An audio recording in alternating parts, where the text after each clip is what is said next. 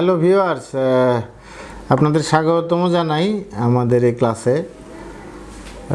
আমি আজকে বলবো এই রিসেন্টলি বার কাউন্সিলের যারা এনরোলমেন্টের জন্য পরীক্ষা দিয়েছিলেন তারা অল্প সংখ্যক কিছু পাশ করেছেন। যারা পাশ করেছেন তাদেরকে অভিনন্দন, আর যারা এবার পারেননি তাদেরকে বলবো যে এখনই সময়, মানে আসলে মানুষের জীবনের সমন্বয় তো সময় দিয়েই মানুষের জীবন, এবং খুব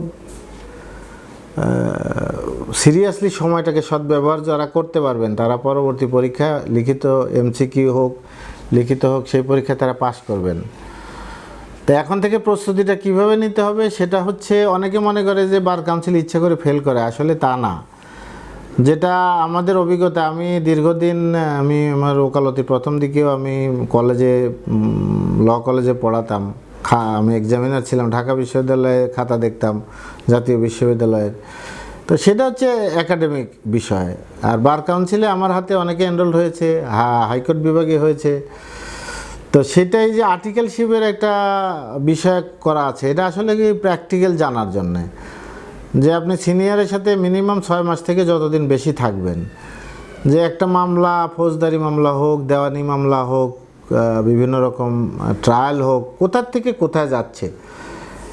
আসলে বার কাউন্সিল এই প্রশ্নগুলাই করে যে কোথার থেকে কোথায় যাচ্ছে, কিভাবে যাচ্ছে, কিভাবে শুরু হচ্ছে একটা ট্রায়াল, কিভাবে শেষ হচ্ছে, এর মধ্যেই কিন্তু এই প্রশ্ন উত্তর নিহিত। তো আমি এর আগেও বলেছি আমার হাতের অনেক স্টুডেন্টই হয়ে গেছে। এটা আসলে আমার পেশা না, আমি পেশা একজন আইনজীবী, কিন্তু যেহেতু দীর্ঘদিন প্র্যাকটিস করি আর হাতে কিছু সময় আছে, এই জন্য আমি স্টুডেন্টদের উৎসাহিত করি যে তারা ল প্রফেশন খুব ভালো প্রফেশন, এটাতে মান ইজ্জত টাকা পয়সা সবই আছে, কিন্তু লেগে থাকতে হয়, খুব সাধনার বিষয়। সারা বিশ্বে এখন পর্যন্ত এটা হচ্ছে পেশার মধ্যে আপনার অত্যন্ত নামি দামি সম্মানী পেশা, এইটা আইন পেশা।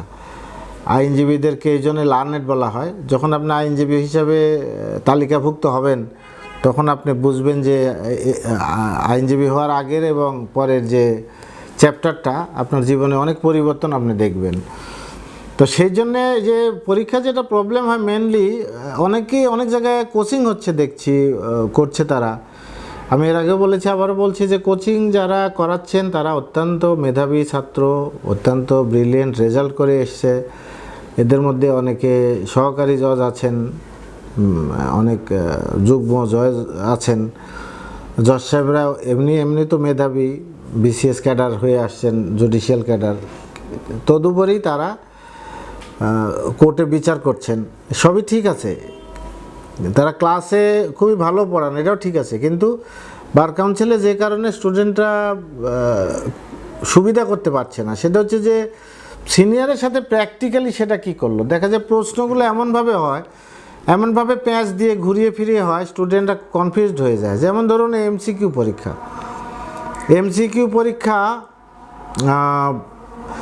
এমসিকিউ পরীক্ষার যে প্রশ্নগুলো আসে, 4টা প্রশ্ন, সেই 4টা প্রশ্নে দেখা যায় যে মনে হবে যে সবগুলাই সত্যি, কোনটা থেকে কোনটা দিব। অনেকে অনুমানের উপরে টিক মার্ক দিয়ে আসেন বা বৃত্ত ভরাট করে দিয়ে আসেন, কিন্তু দেখা যায় এটা ভুল হয়েছে। এটার কারণ হচ্ছে যে ল্যাক অফ প্র্যাকটিসের অভাব থাকলে খুব মারাত্মক সমস্যা হয়। যে ফিজিক্যালি এগুলা হ্যান্ডেল না করলে, ফিজিক্যালি সিনিয়রের সাথে এগুলা না করলে এটা খুব জটিল সমস্যার সৃষ্টি হয়।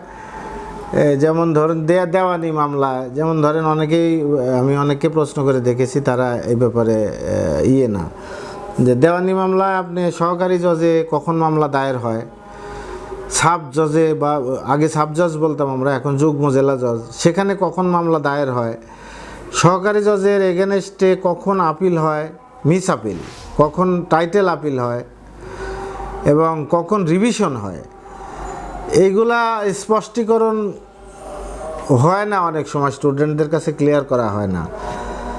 আবার হাইকোর্টে, ওইখান থেকে হাইকোর্টে কখন আসতে হবে, হাইকোর্টে আসাটা বার কাউন্সিলের পর্যায়ে পড়ে না, বার কাউন্সিল লিখিত এমসিকিউর মধ্যে পড়ে না, কিন্তু একটু রিলেটেড হয়ে যায়। যে ওই পর্যন্ত তো আপনাকে জানতে হবে যে হাইকোর্ট পর্যন্ত আসার কি ব্যবস্থা।